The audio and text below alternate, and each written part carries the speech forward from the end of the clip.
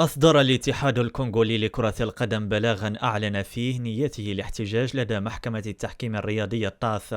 بعد إلغاء لجنة الاستئناف التابعة للاتحاد الإفريقي للعبة عقوبة الناخب الوطني وليد ركراكي. وكانت لجنة الاستئناف التابعة للاتحاد الإفريقي لكرة القدم قد قررت الجمعة الماضية إلغاء العقوبة الصادرة في حق الناخب الوطني وليد الركراكي بما فيها الغرامة المالية بعد استماعها لدفوعات الجامعة الملكية المغربية لكرة القدم.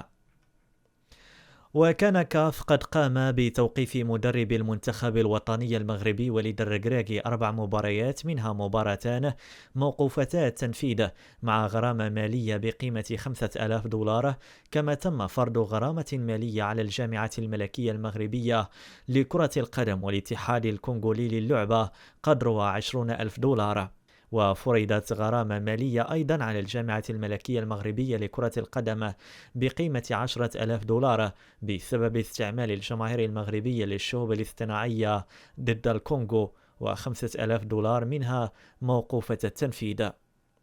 وشهدت مباراة المنتخب الوطني المغربي والكونغو الديمقراطية أحداثا لا رياضية بعد نهايتها نتيجة حوار جمع بين عميد الكونغو الديمقراطية والناخب الوطني وليد الركراكي تحول إلى مناوشات بعد ذلك، ما جعل الأوضاع تتدهور كثيرا هناك بين لاعبي وأطقم المنتخبين.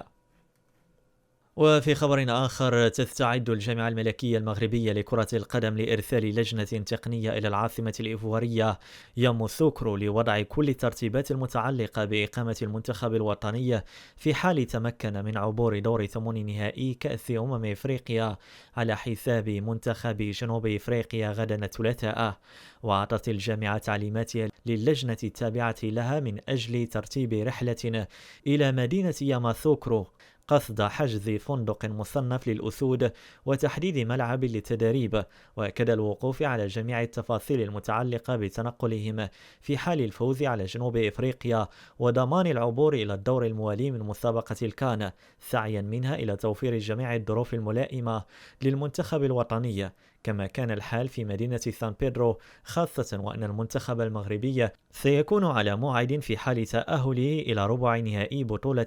إفريقيا مع منتخب الرأس الأخضر. ويرتقب أن تحسم الجامعة في قرار انتقال بعثة الأسود بشكل نهائي إلى ياموسوكرو في حال التأهل أو الاكتفاء بالتنقل فقط عند إجراء المباريات، خاصة وأن المسافة بين مدينتي سان بيدرو الساحلية وياماسوكرو لا تتجاوز 363 كيلومترا.